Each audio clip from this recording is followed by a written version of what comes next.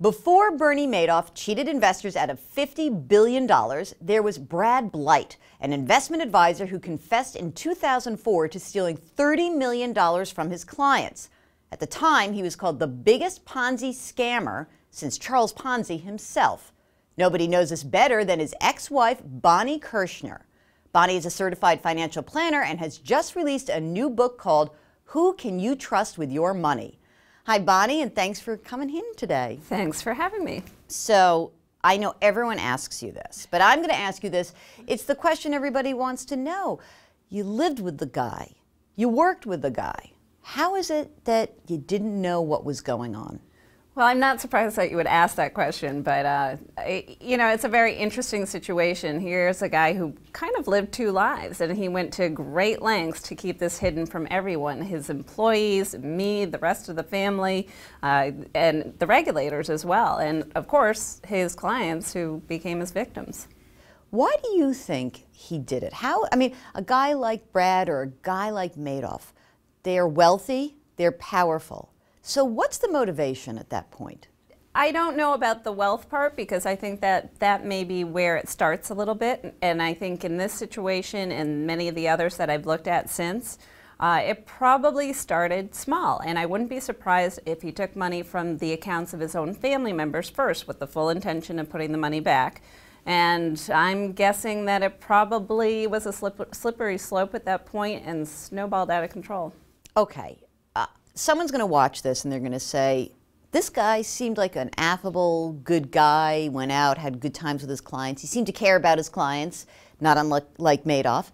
But what about me? What do I do to protect myself if I'm worried about someone like that?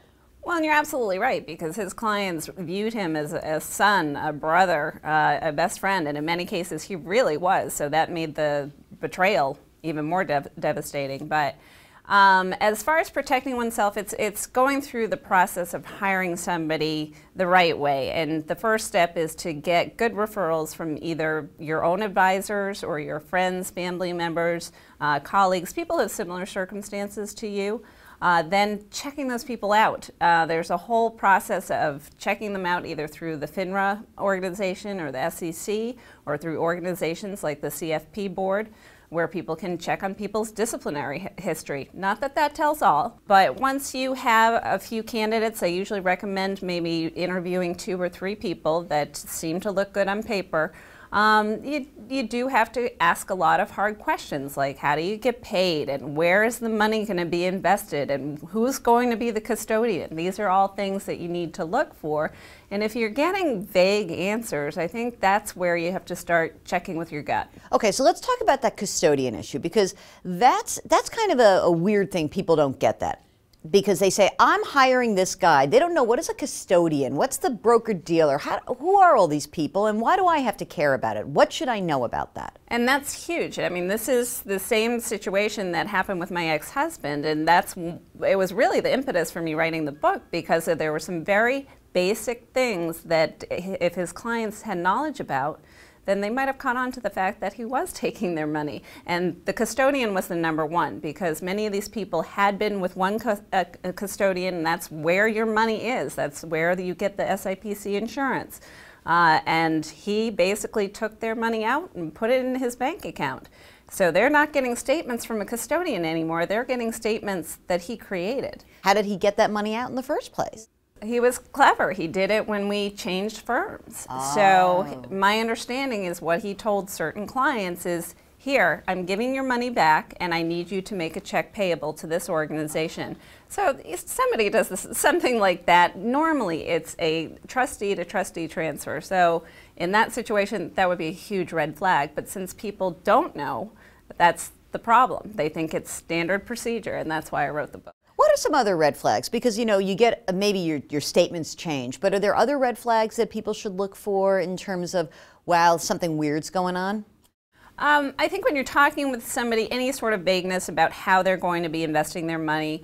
Also, if your portfolio is consistently bucking the trend, for example, and this is what happened with Bernie Madoff, with my ex-husband, very consistent returns during periods of time where there was a lot of market volatility. I think that has to be a red flag because nobody has a crystal ball out there. Now, what about this idea that like a Madoff or Brad, that they use affinity groups to build up the scheme? So with Madoff, it was the Jewish community in New York or in Florida.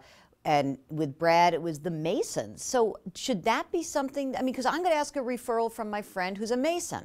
Yeah. And he's going to say to me, go to Brad, he's a great guy. Should that be a red flag as well? It doesn't have to be. But you're right, there is a trend there, and that's how a lot of these Ponzi schemers do end up getting a lot of assets. As long as you take the steps to properly check that person out, and I think if people had done that with Brad, or at least took a look at their situation after they were with him and the statements that they were receiving and asked the right questions, eventually it would have come up that something was wrong. Bonnie, thank you so much for joining us. Thank you for having me. And thanks for watching.